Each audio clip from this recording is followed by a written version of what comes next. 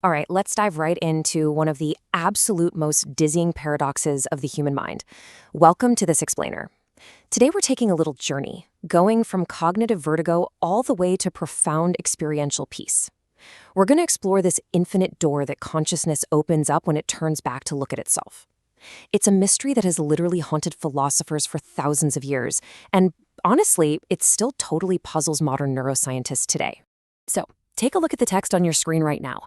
You are reading this sentence and you know you're reading it.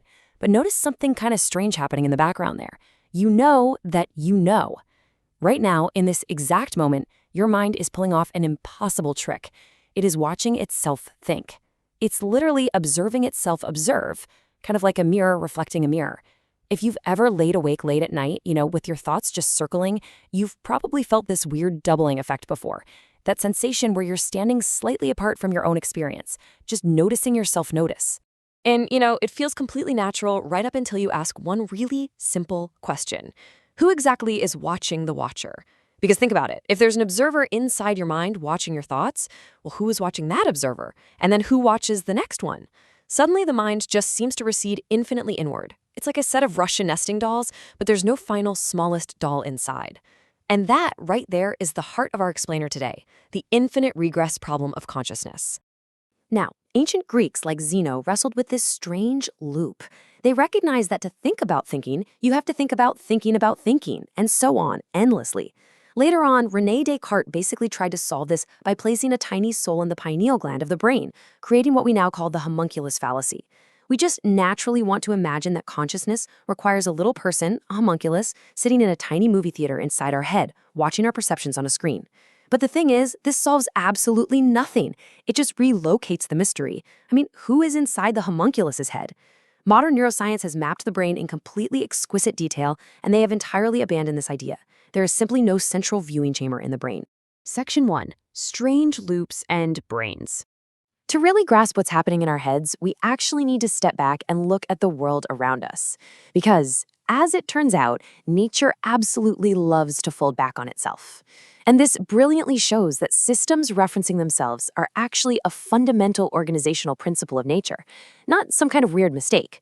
Think about coastlines. They literally grow infinitely longer the closer you measure them. Or fractals, and yeah, even the little florets on a piece of broccoli. They repeat their exact patterns at ever smaller scales. In math, we've got functions constantly calling themselves. And as Kurt Gödel proved with his incompleteness theorems, any sufficiently complex system is inevitably going to create self-referential paradoxes. Nature uses recursion all the time. So maybe the infinite regress of self-awareness isn't a bug in the human brain, but just a natural consequence of complexity reaching a certain depth. And we can actually see this recursion happening neurologically. When you're just performing a regular task, specific neural networks activate. Simple enough.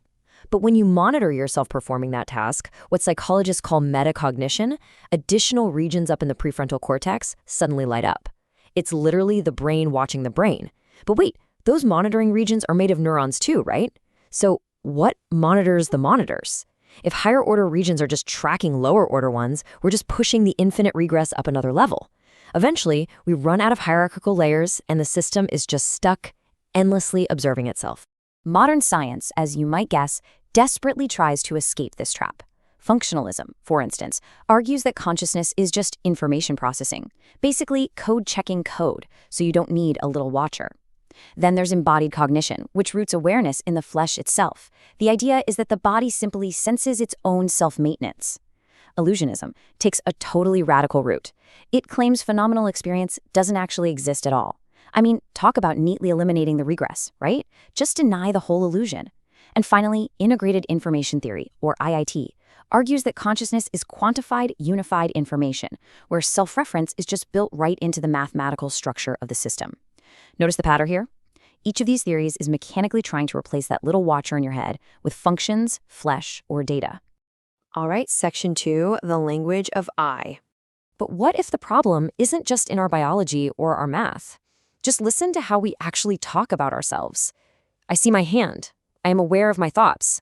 Every single sentence creates this grammatical split between the subject and the object, between the experiencer and the experience. There's this idea called linguistic relativity, which suggests that the very structure of our mother tongue naturally shapes how we conceptualize reality. Our grammar literally forces a separation. It builds this subject-object structure into every statement we make about self-awareness. And that creates the really powerful illusion of a watcher and the watched, even when both of those words are referring to the exact same mind. This linguistic trap is exactly what the philosopher David Hume hit upon. When he looked inward, he fully expected to find the I, the great observer. But instead, all he found was a bundle of passing perceptions, sensations, and thoughts. He could never catch the actual perceiver. It turned out the I seemed to be nothing more than a grammatical fiction, a linguistic placeholder for an entity that simply doesn't exist as one unified thing. Which brings us to Section 3, Physics and Cosmic Observers. Now, this gets even wilder, because the infinite regress in our minds doesn't stop at human language or biology. It actually perfectly mirrors the deepest mysteries of quantum mechanics on a cosmic scale. In quantum theory, particles exist in multiple states all at once until they're measured, right? And that measurement collapses them into a definite reality. But who or what is doing the measuring? If a conscious observer is required to collapse the wave function, what happens to the observer? Since the observer's brain is physical, and therefore quantum, are they stuck in a superposition until they are observed by some higher-order consciousness? Just like observing your own thoughts requires a higher-order watcher, collapsing a quantum superposition theoretically requires this endless chain of higher-order conscious measurers. It's totally mind-blowing. The internal mystery of the mind and the external mystery of the cosmos share the exact same structural paradox. Moving on to Section 4, Escaping the Infinite Mirror. So we've explored the cognitive vertigo, the biology, the language, the quantum physics, the whole shebang. But how do we actually escape this infinite mirror in our daily lives?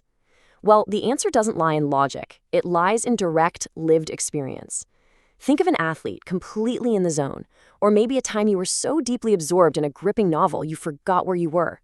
You were conscious, highly aware, but there was absolutely no watcher. The philosopher Jean-Paul Sartre called this pre-reflective consciousness.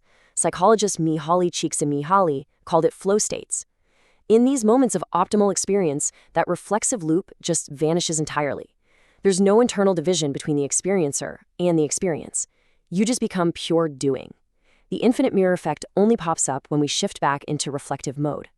And this actually maps perfectly onto how we develop as human beings. At birth, infants have pure, vivid experiences without any subject-object division whatsoever. It isn't until about 18 months, during the famous Mirror Roge test, that toddlers even recognize themselves. Then, by age 4 or 5, we start developing a narrative self and autobiographical memories. And by adolescence, bam, we develop intense, heightened meta-awareness. What this brilliantly illustrates is that phenomenal experience exists way, way before the reflexive loop of self-awareness kicks in to create the infinite regress. The watcher is constructed as we grow. It's not innate. Eastern contemplative practices, like Buddhism, use this exact realization to break the loop experientially. The practice usually starts by simply observing your thoughts passing by like clouds.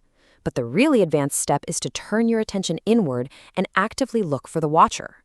When you truly, deeply look for the one who is looking, practitioners report finding, only looking itself. There is no separate observer. This is known as the doctrine of anatta, or no self. And just like that, the infinite regress instantly dissolves, because its foundational assumption that there's a separate entity in there doing the watching turns out to be completely empty. So what's the takeaway here? The infinite regress is not a bug we need to fix. It's actually a feature of existence we should marvel at. Just as Gödel proved mathematical systems are beautifully incomplete, consciousness's inability to fully grasp itself might just be a consequence of its sheer sophistication. It is simply the mark of a sufficiently complex universe finally learning to reflect upon itself. Which brings us to our final thought. What if the infinite regress isn't a problem to solve, but a miracle to inhabit?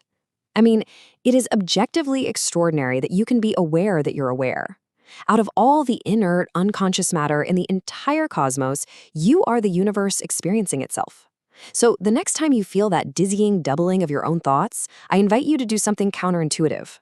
Let your breathing slow. Abandon the anxious search for the final watcher. Instead, just simply rest in the beautiful, strange, and infinite miracle of being aware.